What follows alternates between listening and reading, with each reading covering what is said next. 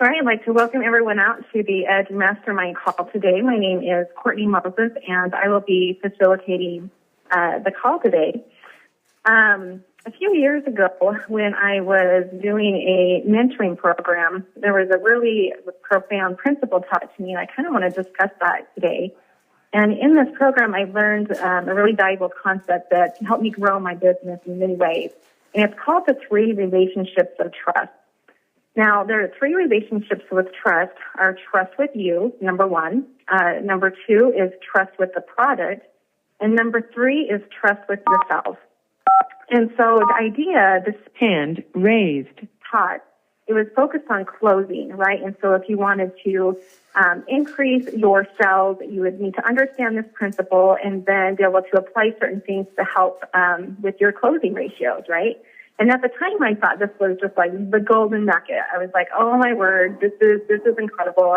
And I used it to help increase my enrollments at classes. And it helped me be able to understand where an individual is and why they may not be enrolling at that time. And there were things that I was able to start to do and make changes in the way I presented and certain things I would say throughout the presentation. Had the opportunity to increase their relationship and trust in these 3 areas. Now, it's been really interesting. This was several years ago, about 3 years ago. And now as more time's gone on, I've realized that not only was this like the golden nugget for increasing and closing, my closing ratio, my enrollments, but it was also a golden nugget in how I conduct and grow my business all around. For example, when you think about this, when someone enrolls with you, it's not just about, okay, now we've got the enrollment and it's done from there, right?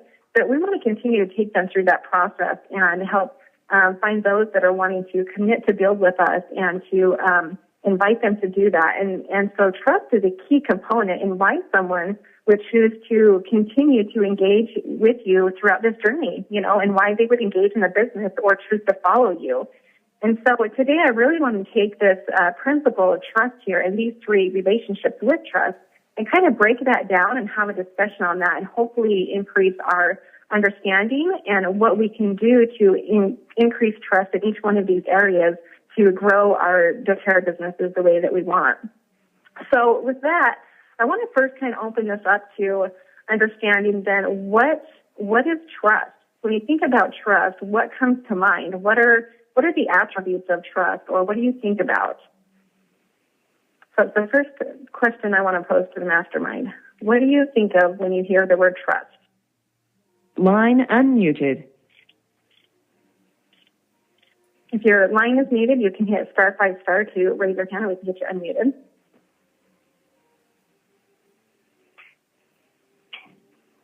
So what is the definition of trust? So I just looked up the definition of trust while this, it's a good question, so I looked it up. It says, firm belief in the reliability, truth, ability, or strength of someone or something. So I really like that. That's fantastic. So a firm belief in the reliability, truth, ability, or strength of someone or something. Right. And so I think it's important that we understand what trust is, because if we're going to talk about how we increase our trust, we kind of have to know what that is, right? And I like how it says that too. I also think about confidence. I think about hope. I think when I think of trust, I also think of hope. There's hope behind that. Yeah, and in fact, other synonyms with that word is confidence, belief, faith, certainty, assurance, conviction, credence, and reliance. And, it's interesting because some of the language we used recently was certainty, clarity, and confidence. And confidence and certainty are 2 of the words that are synonyms with trust. And, and those are things that we talk about all the time, is that you have to have certainty, clarity, and confidence to be successful in this. Right. Okay, so let's list it. We've got confidence, clarity, hope, certainty. What were the other things that you listed off? Yeah, so belief, faith, assurance, conviction, credence, and reliance. And I think that it's interesting because both the definition and the synonym say that it's a firm belief in the reliability of someone or something. And so I think the fact that you can rely on it. It's something that that reliability comes with a lot of consistent action. Right.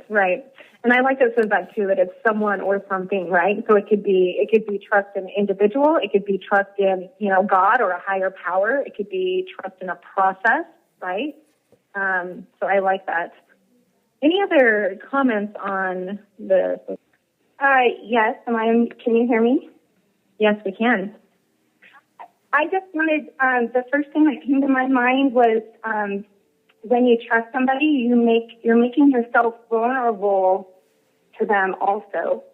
Like you're opening up your vulnerability. You're taking your shields down and you're being vulnerable to them. You're trusting them that they're not going to harm you or, do you wrong. So you're kind of opening up your vulnerability too. That was just a thought. Oh, I love that, Angie. I appreciate you bringing that up. I think that's a really, really good point. As I think about people that I trust or ways that I want people to trust me, one of them is in me being vulnerable, right? Being able to just say, hey, this is who I am. So it's kind of being authentic too, right? Yep.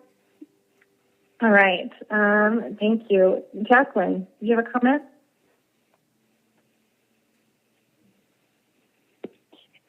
I was just going to point out that trust is something that's earned, and it's earned through a life of being consistent with your word. Like if you say something or you say you'll do something, people can trust that. And vice versa, it can be shattered quickly by dishonesty or unreliability. And then it actually takes a lot of work to ever get that trust back, if you can get it back at all. Right. Excellent point, Jacqueline. I appreciate you bringing that up. So when you think about that, then if we look at this first relationship of, trust, someone being able to trust you, you said that can be earned. So how do you earn trust then? What do you do to allow others to trust you? Angie brought up being vulnerable. I love that. I think that's definitely one way that we can allow others to trust us. So how do other people earn trust with you? How do they earn that, Jacqueline? Well, I watch them, and it doesn't matter the situation. They approach life in the same way. So I guess it would be like integrity. So whether there's an entire a crowd of people watching you, from your church, or if you were amongst strangers who didn't know you from Adam, do you act the same way? For example, what if you treated a checker at a grocery store or a bank or someone at the park in a really rude way or unkind way or very inconsiderate, and then all of a sudden you're asked to teach a class and that person is at the class? And you're supposed to be this wonderful doTERRA representative, So they may not want to enroll with you. No, I don't think so. And they probably won't trust the company very well. And you would have tainted their entire view of the company because you're supposed to represent them. And here, you were rude to the teller at the bank or whatever. So to me, trust is integrity. I can trust someone always, completely, totally, because I know that every situation that they go into, they approach it with certain morals and standards, and that they will stick to those morals and standards. And that's when I know someone's trustworthy. And if they don't do that, then they don't have my trust. I would have to question what they're saying. I'll question their motives because I've seen so many times where they haven't had the same standard for themselves at every occasion. Just depends on who's there or who's watching. Right. Thank you. I appreciate that. What are some other ways? How, as you're growing your business, do you get other people to trust you? Any other comments on this? Whether it's at a class, for them to enroll, whether it's at a membership overview, a business overview, What are things that you do to gain the trust of others? So one of the things that I've noticed is if I'm in a place where maybe I've been hurt, and so I'm a little bit more guarded, I'm not as open myself, it's a lot harder for other people to trust me when I'm not willing to open myself up to trust other people. Mm-hmm. So how do you stop yourself from being guarded then so that others can trust you? I have to try and find a way to forgive and get over what had happened, which can sometimes be hard, but once I'm able to do that, then I'm in a better place. I'm able to attract people, and I'm able to be a little bit more easier for them to connect with and trust. Right. Got it. Okay. So I'm trying to put this in words here. Hey, Court. So not to be guarded, to forgive. What if it's something that never happened, though, right? I mean, like, what if you're in a class and you don't know any of these people? You know, do you walk into that guarded because you're worried or you have fear, insecurity, things like that? You know what I mean? Like, sometimes that's not something you have to, have forgiveness for someone else on, but it's something you have to work on. Hey, Courtney. Yeah. So your question was, how do you build trust with people when you're giving a class or a member or business overview, right? Right. Well, so there's a couple of interesting principles here. Like, for example, we talk about how a stranger is an expert. And so like when you would have someone come and teach a class and they'd be talking to your friends and your friends will believe them before they believe you. And a lot of it is because for some, we talk about how they are, they're a stranger, so they're an expert. And, I always talk about when people feel bad about this, because people often do. And the reason they feel bad is because they go, why won't the people closest to me listen to me? And I always try to help them feel better about it, because even Jesus had a problem with this, right? I mean, the people who knew him just said, well, isn't he the carpenter's son? What do you mean he's the Messiah, right? And and so if it's a problem for Jesus, I'm pretty sure it's a problem for us. And the reason why is, for some reason, we've had a lifetime of destroying trust levels with people. And, and so in fact, whenever I go back to my hometown, I talked to a friend of mine who good buddy of mine, but he was known a little bit as a rebel in his teenage years. And we're now in our 40s, and he still has that brand, and he hasn't had a rebellious bone in him for probably 2 decades.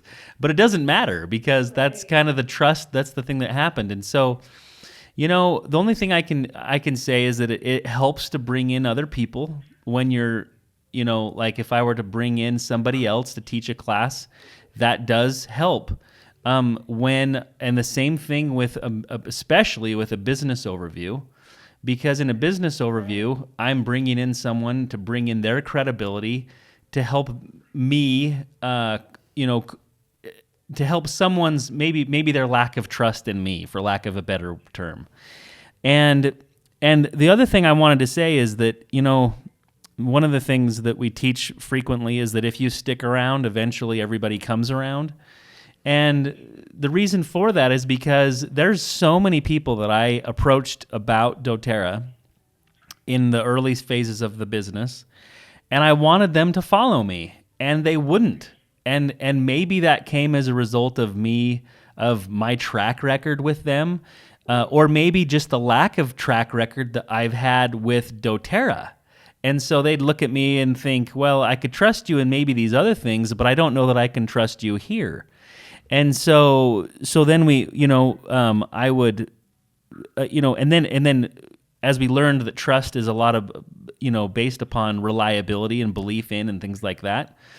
Well, after a couple of years of proving that I was going to be consistent in this, now those people who originally said no have come around and said yes. And sometimes we go, well, that's just not fair, because if everybody said yes to begin with, then it would make this whole process much easier. And that's true, but it's not the way it's going to be. And it's a lot easier now. I mean, hey, whenever I go into someone and say, hey, this business opportunity works. Oh, and by the way, I can show you my 1099.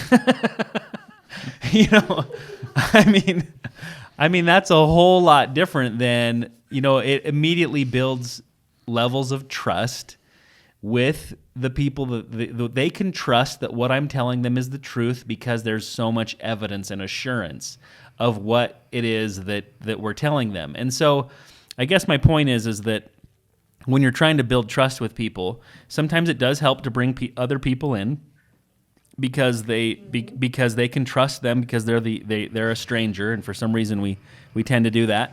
And the other thing is that just realize that you build trust through consistency and action over time, and that the people that you wished you could build the business with in the beginning, sometimes they won't be the people that you can build with until you've earned their trust. And then if you stick around, eventually they do come around when you've built that reputation. Right. Thank you. I appreciate that. Those are fantastic comments. We've got a few other hands here. Let's see. Okay. Thanks, Christy. Hi. So my comment is, it goes back to one of the first classes that I ever hosted. Bryant Hess taught for me, and I had probably it was a really large class, and I had never met him, and he was just so down to earth, and not in like an ego expert, any type of I know this and I'm teaching you, but just really we're all in this together, and we all want to empower each other and learn together. And so he was just in a really humble space, and so that taught me a lot about being in a space where people can trust you, because I had never met him, and I was, trusting him with all of my contacts, filling the room, and it was a really great experience. It really inspired me to build a doTERRA business, actually, from that first class. Oh, that's awesome. Yeah, and so I think just being a good listener helps people trust you, because they feel heard. Thank you. That's incredible. Yeah. Yep. Thank you.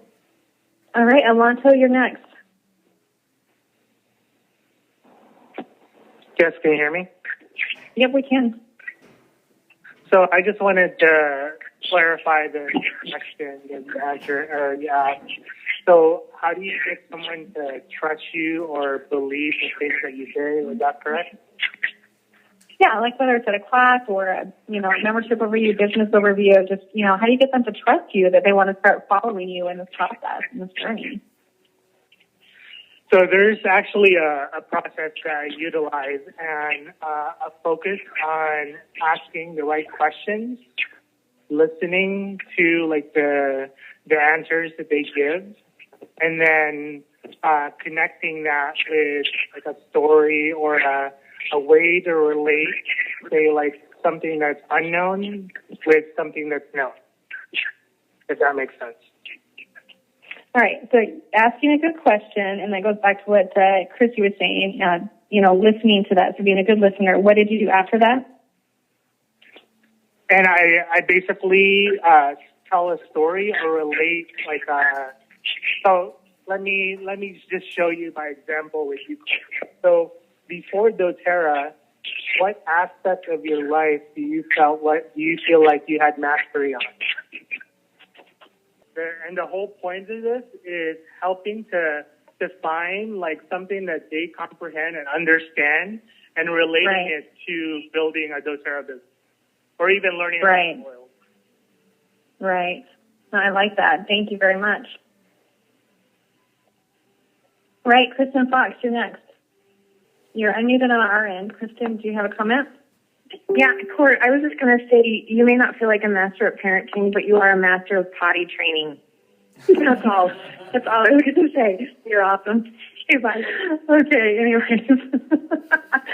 All right, so let's break this down and look at the trust with the product then. So I think we've got a lot of really great tips and insights here on how to get people to start trusting us, whether through a class or any type of event, really. So how do we help others trust the product? What are some things that you do to help others trust the product? Hey, in building trust with a product, I think it's the same as building trust with people, and that is it begins with a familiarity. In other words, people are naturally untrusting of things that they are unfamiliar with, and I think of my own early oil experiences.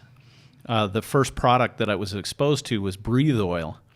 And I had never heard of the brand before, and I had never heard of that product before, and so my trust for it was really low. And it wasn't until months later when I'd heard about doTERRA more that I was introduced to peppermint. But the reason I trusted peppermint is because I had heard of peppermint before. I wasn't afraid of it. and so trust begins with creating familiarity. So a lot of times when we're in a class, for example, and people don't want to enroll or they're not sure what kit to get or things like that, a lot of that has to do with a trust issue on the product itself, or they haven't arrived at a point where they understand the value or they trust the brand or anything like that. So a lot of our job is to begin establishing that trust as early as we can. It's establishing trust in yourself, meaning that the people that you're presenting to, that you've built a level or a relationship of trust with them. And then that will help them trust the product. That's why networking through network marketing or word-of-mouth marketing is so powerful, because the product is generally being introduced by people that other people trust. And so, which overcomes barriers with the product. So I like to, for me personally, to help build trust in the product, I'm usually creating relationships with people and I'm introducing them to the product, and then I'm accelerating that by making sure they have access to the product through samples, so they're getting a lot of exposure to it, and then I'm educating them more and more about it, so that a lot of times by the time I'm teaching them, they're pretty excited to have the product in their world. Right. I really appreciate bringing this up, Rod, because you're dead on with this, and there's a reason why we talk about, the order of this is, trust in you first, then the product, then themselves, because it is easier to start trusting that product simply by, it's a referral of someone that they already know and trust, right? So they're automatically going to trust that product even more. And I think sometimes we don't understand how valuable we are just in that alone, that just because we, have that trust and that relationship with them, that they're automatically can start trusting the product even though they've never used it. And I think we underestimate that a lot. And so I really appreciate you bringing that up. And, it's the same, some of the same comments about consistency. That's the same with the product as well, right? Not just in other people trusting us and in our consistency in our actions and behavior, but also the consistency of using the products, right? Right. You use it one time and you don't quite get the results you want, if you'd be more consistent in it, right? And so I think it's important to also teach that with the products too, is consistency. Right. It's also managing your personal brand in all levels, online and with your friendships and around. You should be consciously managing your brand, the brand you, because everything you do creates a perception, whether it's a belief pattern or a consistency in your behavior or things that you do on a consistent basis. And so how you manage that brand online, for example, is creating familiarity with people and their beliefs and perceptions about you, even in advance to you approaching them. Hey, Courtney. Right. Yeah. So, getting people to trust the product, I mean, ultimately, if we were to, when you called me this morning, we were talking through this topic a little bit, getting someone to enroll, right? To get them to actually enroll in doTERRA, they do need to believe in you. There needs to be a trust level with you. a trust level with the company, and a trust level with the product. And I think that when it comes to the product, that can be, I mean, this is kind of why saturation, when we talk about saturation, while there is some reality to that it's maybe a little bit more difficult to build in areas that are very saturated with a lot of people, that know about doTERRA. That's a two-edged sword, because yes, it's not like you can just walk up to everybody and nobody knows about it, but the trust level of doTERRA is extraordinarily high. So, the brand of doTERRA and essential oils in areas where that message has been talked about a lot, that actually is an advantage to us that are building in areas where there's a lot of doTERRA happening.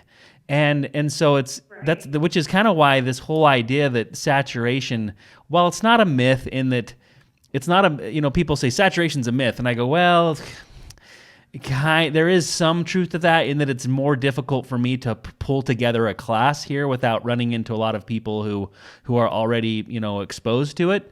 On the other hand, people have already been exposed to it, and so there's already a trust level there. And the work, like typically, in order for someone to buy any product, no matter if it's essential oil or not, they need to be exposed to an idea 5 times before they're willing to make a purchase.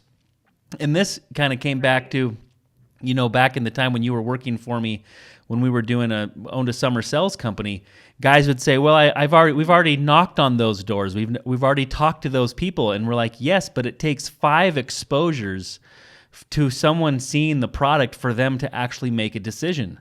And so when that's why sampling before a class, or in the class itself, letting people, experience the oils during the class. Why do we start off with peppermint right off the bat? Well, because they take a little lick of peppermint and their sinuses are blowing up, and they're going, okay, this obviously is not, this isn't placebo. Yeah, exactly. Yeah, I mean, it's like this. There's obviously something to this. The feelings of easy breathing. The feelings of easy breathing are phenomenal. I loved that. What a compliance statement. And then the other thing that I think builds trust in the product during a class is sharing experiences, and not just yours. So when you're teaching a class and you're sharing your experiences, if you have other people in the class who have had experiences, have them share their testimonials, and every time they hear a testimonial, it builds more and more trust. And that's also why the Monday call is very valuable, because people can listen to people's positive experiences with the product, and even if they personally haven't had a ton of experiences, you know what? They can sit there and listen to other people who have, and again, it builds trust. So I think sampling, positioning yourself as being not extreme, sharing testimonials and getting more people to share their testimonials, and of course, experiencing the product during the class, opening the bottles and getting the oil on the people, all of those things help build trust in the product quickly. All right, we got a lot of hands here. Let's go to Bernie Marquez and then Melissa Guthrie. Well, my response was like probably 15 minutes ago and raised my hand, so I don't want to put the conversation off too much, but just something that really has come to me a couple times as far as building trust with people. Excuse me, there's a couple of quotes, and it says, and it's actually, one of them came out of GoPro, and it is be more interested than interesting. So being more interested in other people than being interesting and interested about yourself. And then one we've probably all heard is people don't care how much you know until they know how much you care. So really, we know that it's a people business, and so we have to care about what they say. So I love what's been said, just about sharing and making sure that we're caring about the people. Like Seth said, just being able to kind of come down. I mean, obviously we have a passion for the essential oils and doTERRA, but just to kind of maybe simmer down a little bit and just kind of downplay it a little bit. Thank you. I appreciate that. So are you there, Melissa? You should be unmuted now. All right. Okay. Yeah, I'm unmuted. So I appreciate everything that's been said about building that trust with the product. I just had a couple of other ideas, really centered around utilizing third-party validation.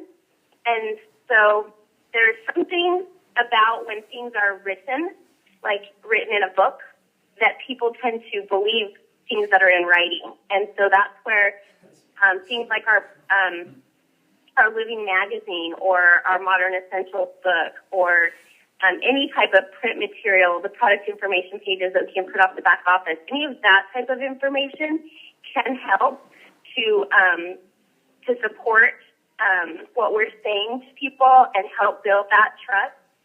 And so hopefully we're all using those tools effectively as we're sharing. Yeah, I love it. Thank you. Hello?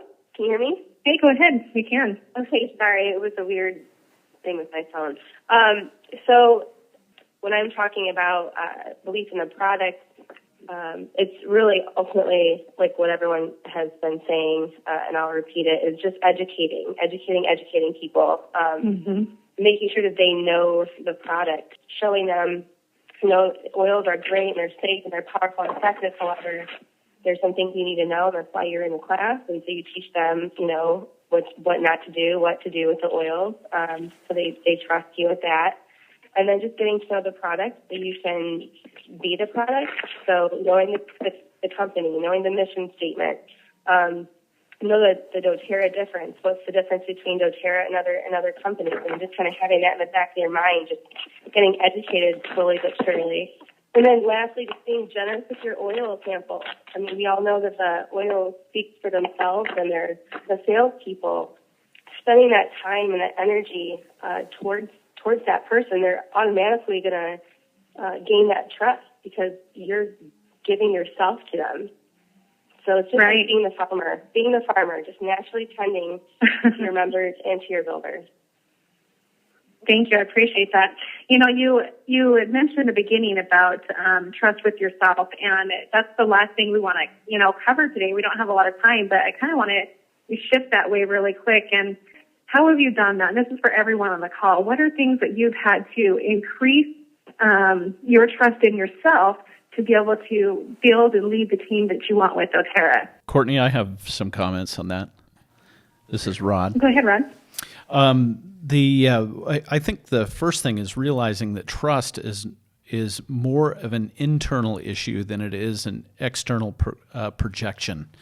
And so what I mean by that is we tend to judge other people on how we trust them, and we're, in other words, we put that out as an external projection, when the reality is trust is an internal issue.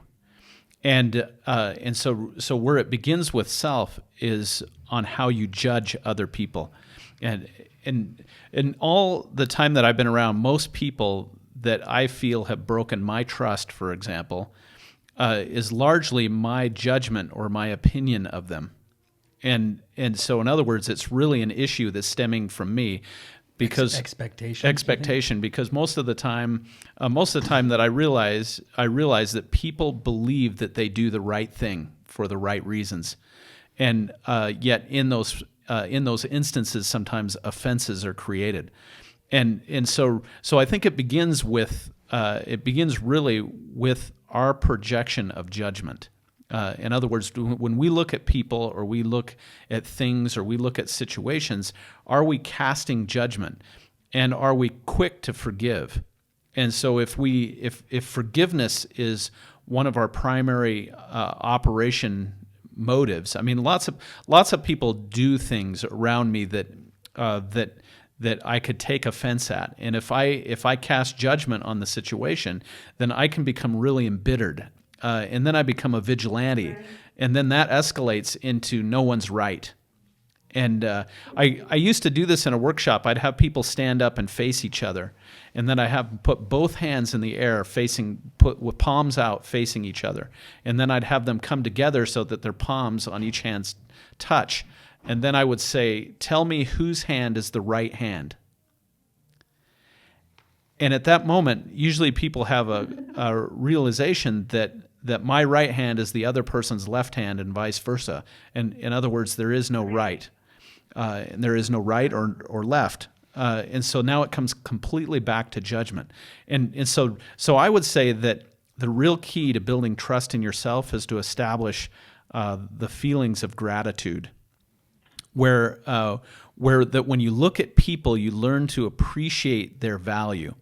And when you look at things or you look at situations, that you start training yourself to appreciate the value that's before you, recognizing that all people are children of God. And when we do that, a lot of that judgment starts to release. And then a lot of that bitterness starts to release. And then we begin to be a being of trust. And so anyway, that was... So Rod, are you suggesting that we start trusting ourselves when we see people for who they are?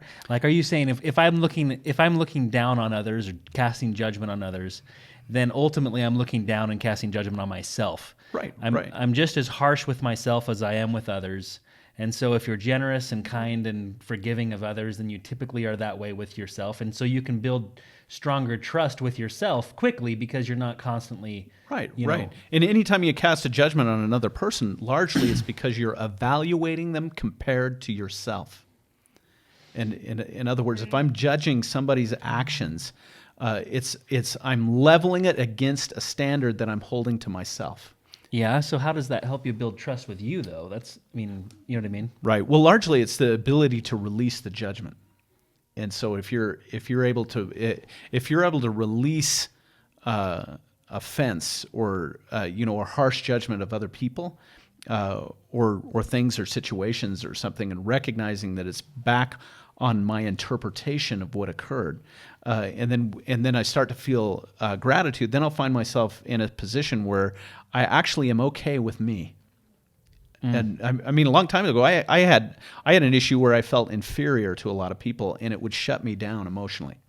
And if somebody exhibited a high degree of success, for example, sometimes I find myself intimidated. And one of the ways that I was able to release that or start to get by that emotion was when I started to be okay with me. I started to release judgment on the other person.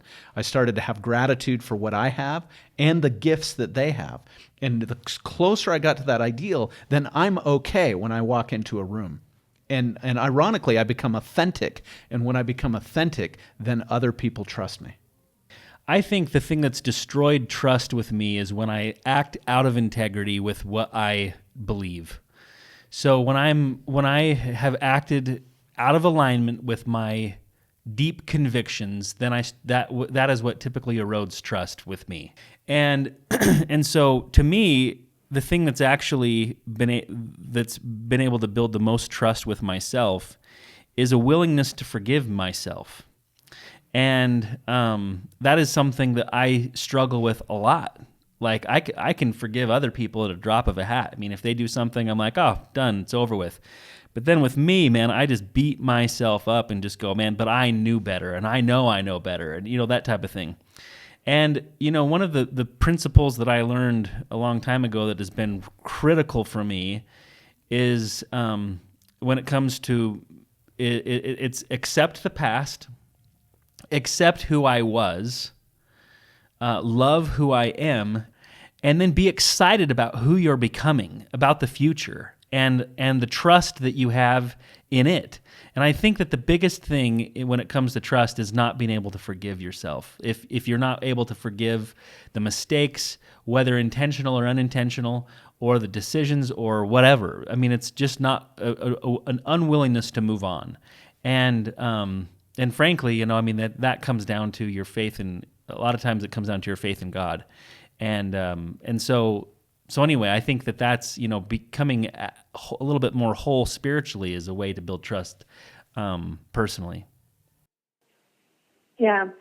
I appreciate that. And I know we're out of time, but, just to kind of add to that really quickly, you mentioned excitement for who you're going to become, right? And so if we, again, tie this back to the beginning on defining what trust was, some of those words were, hope, faith, assurance, belief. I mean, it kind of just goes back to that, it really does take that trust and those attributes of trust to move forward. And I think that's, I think it's really incredible. I'm so sorry there are many people that still have their hands raised.